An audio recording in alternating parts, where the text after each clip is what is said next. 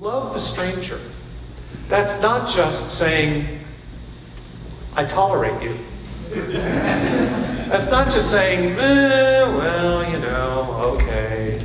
It's to love the stranger. It's a powerful commandment.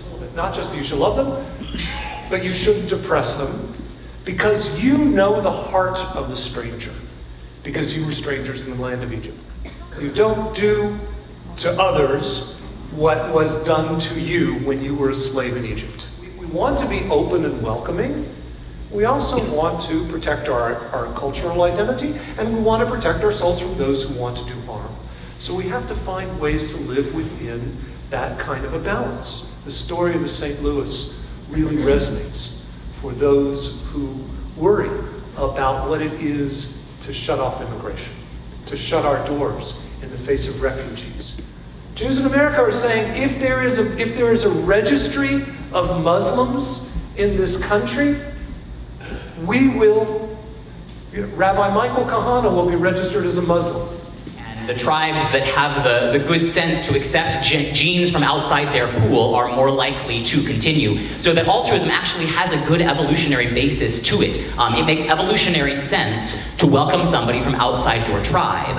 And that may actually be at the root of religion. That's where it starts, I suspect, for Jesus. He himself knows what it is to be an outsider. He himself knows the experience. And this, I think, is something that's worth thinking about in our contemporary discussions about strangers and welcoming. He himself knows what it is to be that vulnerable, to live his life in a way where he is completely dependent on people who are not part of his family or kin, welcoming him in, giving him food, giving him money, giving him clothing. He's living off the hospitality of strangers and asking his followers to do the same thing. This is a hospitality that is grounded in face-to-face, eye-to-eye, hand-to-hand contact. When a government ceases to operate by the principles of our religious understanding, it is an obligation for us to resist. You get in trouble when you start offering safety to people that the government says you should not offer safety to. The promise is that by engaging with a stranger, by engaging with somebody who has needs, who is not a part of your family, you are engaging Christ himself. You are the salt, you are the light, pulls us out into the public. And he closed by saying, it's hypocrisy to call yourself a Christian and chase away a refugee or someone seeking help, someone who is hungry and thirsty, tossing out someone who is in need of my help.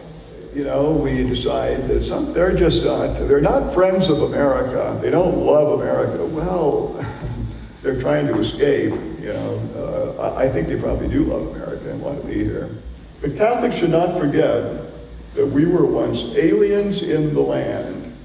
Some of the worst atrocities in history have happened because Christians did not speak up. And there is injustice.